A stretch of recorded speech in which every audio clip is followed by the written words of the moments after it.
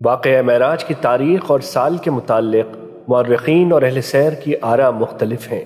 ان میں سے ایک رائے یہ ہے کہ نبوت کے 12ویں سال 27 رجب کو 51 سال 5 مہینے کی عمر میں نبی کریم صلی اللہ علیہ وسلم کو معراج کرائی گئی۔ مسجد حرام یعنی مکہ مکرمہ سے مسجد اقصیٰ کا سفر، جس کا تذکرہ سورہ بنی اسرائیل میں کیا گیا ہے، اس کو اسرا کہتے ہیں۔ اسرا کے معنی رات کو لے جانے کے ہیں۔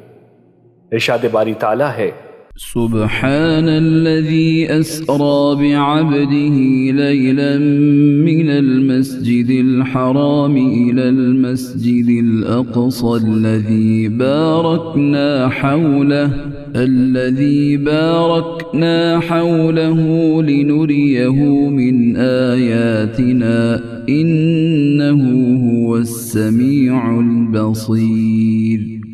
پاک ہے وہ ذات جو اپنے بندے کو راتوں رات مسجد حرام سے مسجد اقصیٰ تک لے گئی، جس کے ماحول پر ہم نے برکتیں نازل کی ہیں تاکہ ہم انہیں اپنی کچھ نشانیاں دکھائیں۔ بے شک وہ ہر بات سننے والی، ہر چیز دیکھنے والی ذات ہے۔ اور پھر مسجد اقصیٰ سے جو سفر آسمانوں کی طرف ہوا، اس کا نام معراج ہے۔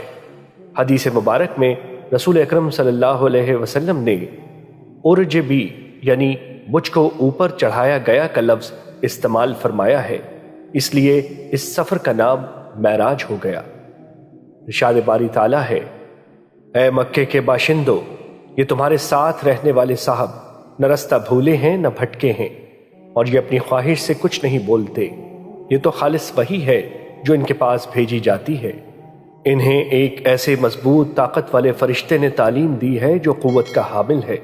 چنانچہ وہ سامنے آ گیا جبکہ وہ بلند افق پر تھا، پھر وہ قریب آیا اور جھک پڑا، یہاں تک کہ وہ 2 کمانوں کے فاصلے کے برابر آ گیا، بلکہ اس سے بھی زیادہ نزدیک۔ اس طرح اللہ کو اپنے بندے پر جو وحی نازل فرمانی تھی وہ نازل فرمائی۔ جو کچھ انہوں نے دیکھا، دل نے اس میں کوئی غلطی نہیں کی۔ کیا پھر بھی تم ان سے اس چیز کے بارے میں جھگڑتے ہو جسے وہ دیکھتے ہیں؟ اور حقیقت یہ ہے کہ انہوں نے اس فرشتے کو ایک اور مرتبہ دیکھا ہے، اس بیر کے درخت کے پاس جس کا نام سدرۃ المنتہا ہے، اسی کے پاس جنت الماوا ہے۔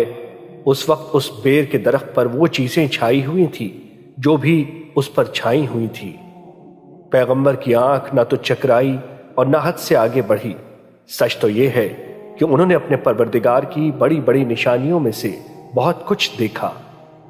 معراج کے موقع پر حضور اکرم صلی اللہ علیہ وسلم کو 3 انعامات عطا کیے گئے۔